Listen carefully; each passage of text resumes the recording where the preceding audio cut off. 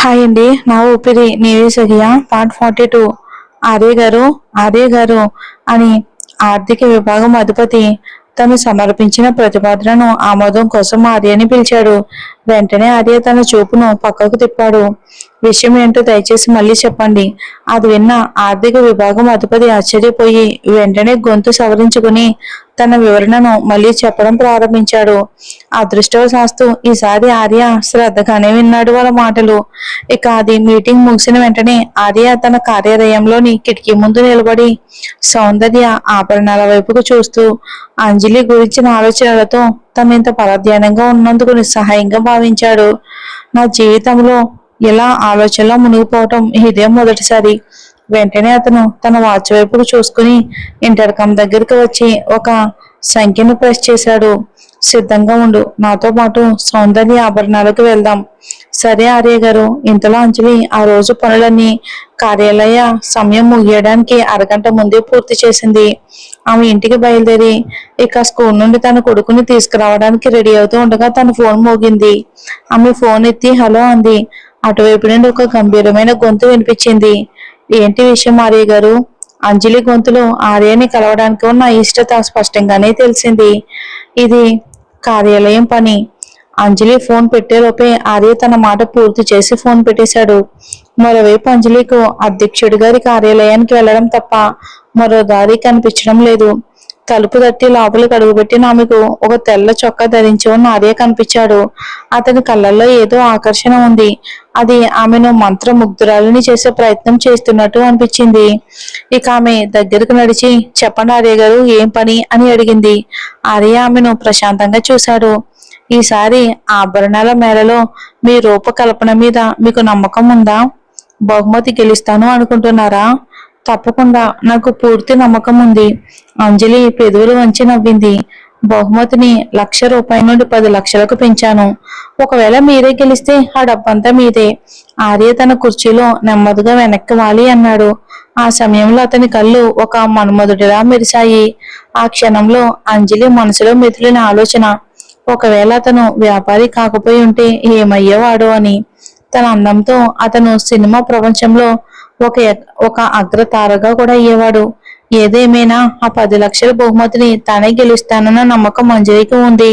ఆ డబ్బును తన కొడుకు భవిష్యత్తు కోసం దాచిపెట్టాలని, వాడికి ముందు ముందు ఎలాంటి చింత లేకుండా చూడాలి అని ఆమె అప్పుడే ప్రణాళిక వేసుకుంది. ఇక టైం అవుతుంది, నేను బయలుదేరాలి. వెళ్లాల్సిన సమయం అయిందని అంజలి చెప్పింది. నేను కూడా దాదాపు పూర్తి చేశాను. పదండి, బండిని తీసుకురావడానికి నేను దింపుతాను.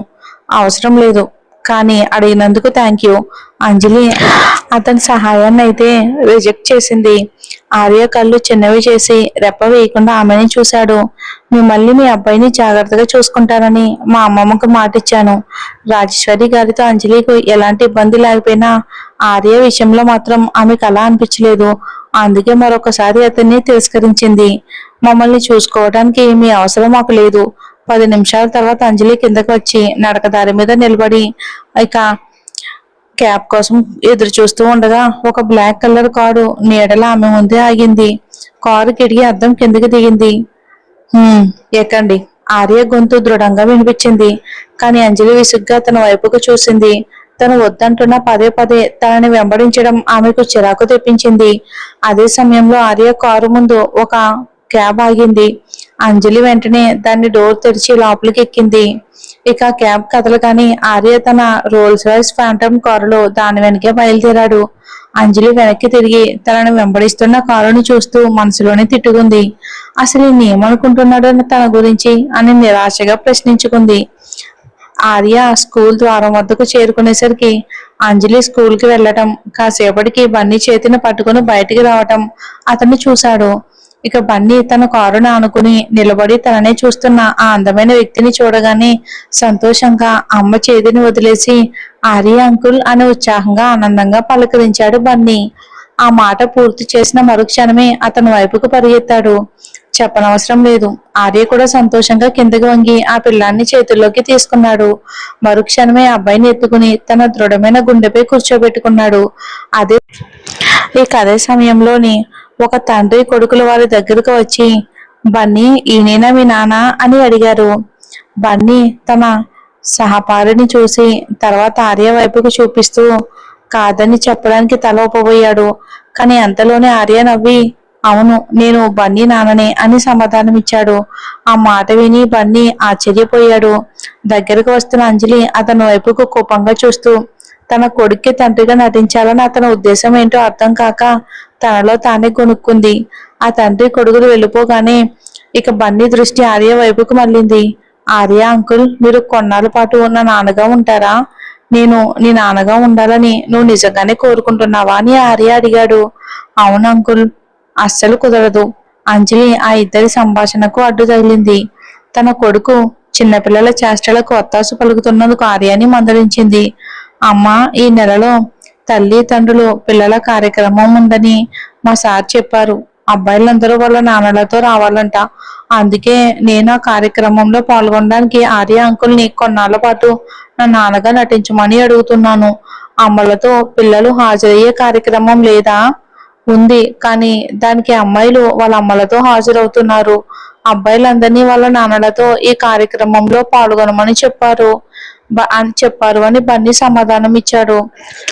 కొడుకు వివరణ విన్న తర్వాత నాన్నలేని పిల్లల గురించి బన్నీ బాధపడి ఆలోచించకపోవటం ఆమెకు ఆశ్చర్యం కలిగించింది. కానీ దానికోసం ఆమె స్కూల్ని నిందించలేదు. ఆర్య దృఢంగా సమాధానం ఇచ్చాడు. సరే నేను నీతో పాటు ఆ తల్లి తండ్రుల పిల్లల కార్యక్రమంలో పాల్గొంటాను. భలే బన్నీ సంతోషంగా తలూపాడు. నానా మనం నిఖిల్ గారిని పిలిస్తే ఎలా ఉంటుంది? నీ ఉద్దేశం ఏంటి? అంజలికి నిఖిల్ అయితే మంచి ఎంపిక అనిపించింది. నిఖిల్ ఇప్పుడే తన సంస్థ బాధ్యతలు తీసుకున్నాడు. అందుకే అతనికి ఈ కార్యక్రమానికి రావడానికి సమయం ఉండదు. ఒకసారి అడిగి చూస్తానులే. అతని ప్రాణాలకి ఏంటో చూద్దాం. ఏదేమైనా ఒకసారి అడగడం అవసరమని అంజలికి అనిపించింది నిఖిల్ను. వద్దమ్మా ఆర్య మామయ్య మా నాన్న అని ప్రదీప్ కి ఇప్పుడే తెలిసింది. ఇప్పుడు గనుక నిఖిల్ గారు నాతో వస్తే తన గుట్టు రట్టవుతుంది. బన్నీ ఒప్పుకోలేదు. కొడుకు చెప్పిన కారణం విన్నాక అంజలి నిస్సహాయంగా నిట్టూర్చింది. అదే సమయంలోని బన్నీ తనే తండ్రినని అందరికీ చెప్పినందుకు మనసులోనే ఆర్యని తిట్టుకుంది. ఈ మనిషి నా కొడుక్కి తండ్రిని అబద్ధం ఎందుకు చెప్పుకుంటున్నాడు? ఆర్య నవ్వి నేను నీ తండ్రి పాత్రను చాలా బాగా పోషిస్తానులే అన్నాడు. నేను దానికోసం ఎదురు చూస్తున్నా అంటూ బన్నీ చప్పట్లు కొట్టాడు. రా నీకు ఒక గొప్ప విందిస్తాను అని ఆర్య కారు తలుపు తెరిచి ఆ పిల్లాన్ని లోపల కూర్చోబెట్టబోతూ ఉండగా అంజలి దగ్గరికి వచ్చి తన కొడుకును పట్టుకుంది. వద్దులేండి ఆర్య గారు, ఈ రాత్రికి నేనే భోజనం వండుతాను. తల్లి దగ్గరకు చేరిన బన్నీ పైకి చూస్తూ ఆర్యతో అన్నాడు. ఆర్య మామయ్య మీరు మా ఇంటికి వచ్చి మా అమ్మ చేసిన వంట టేస్ట్ చూస్తారా? మా అమ్మ బాగా వంట చేస్తుంది. ఆ పిల్లాడు బొటనవేలు పైకి చూపిస్తూ చెప్పబోయాడు. కానీ తల్లి చెయ్యి అడ్డొచ్చింది. బన్నీ నోటికి చెయ్యి అడ్డు పెడుతూ అంజలి ఆ వ్యక్తి వైపుకు చూసి నా వంట అసలు బాగోదు. మిమ్మల్ని పిలిచి ఇబ్బంది పెట్టడం ఎందుకులేండి అని సమాధానం ఇచ్చింది.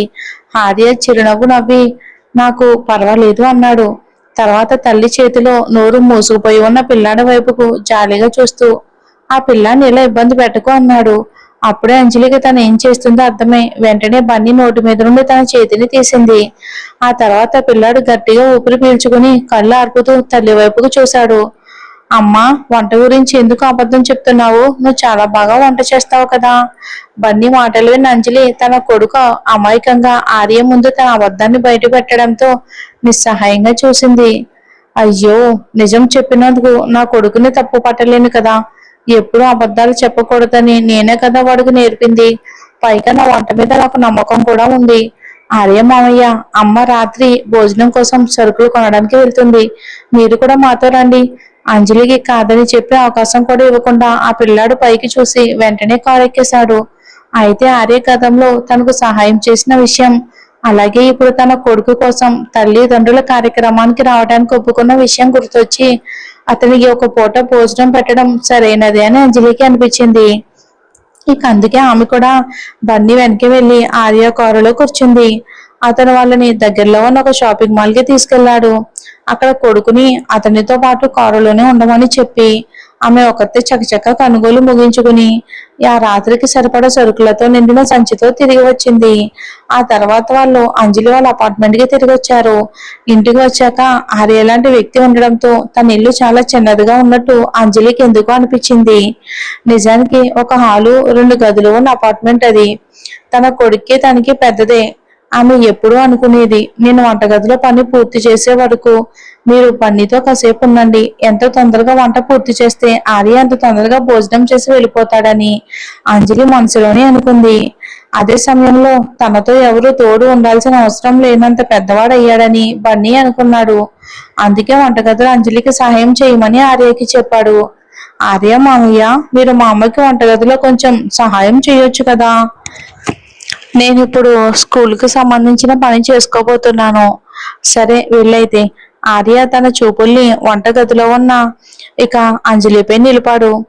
బన్నీ తన పని చేసుకోవడానికి తన గదిలోకి వెళ్ళగానే ఆర్య అంజలికి సహాయం చేద్దామని వంటగది వైపుకి నడిచాడు. కానీ అదే సమయంలో ఆమె ఫ్రిడ్జ్ లో నుంచి ఏదో తీయడానికి అటువైపు వస్తుందని అతనికి తెలియదు.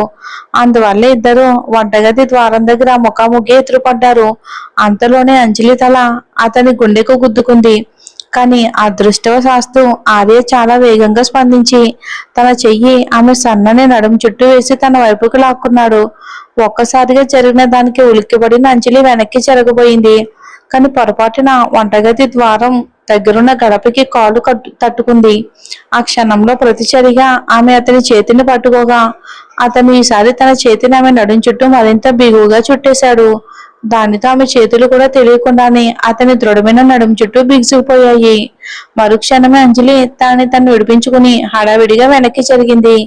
ఆ తర్వాత కోపంగా ఆర్యాన్ని విసుక్కుంటూ, మీరు సోఫాలో ప్రశాంతంగా కూర్చోలేరా? ఇక్కడికి వచ్చి అంతా గందరగోళం ఎందుకు చేస్తున్నారు అంది. ఆమె ఎలా కఠినంగా తిట్టడంతో ఆర్యకి తన మీద తనకే జాలేసింది. సహాయం కావాలేమోనని వస్తే 2 సార్లు కింద పడకుండా కాపాడితే బదులుగా నాకు ఈ తిట్లు దక్కాలా అని అనుకున్నాడు. అతని కళ్ళు చిన్నవి చేసి, మీకు సహాయం ఏమైనా కావాలా అని అడిగాడు ఆర్య. అబ్బా, ఎన్ని పాటలు వచ్చినాయో మన ఆర్యకి అంజలి కోసం. చూద్దాం.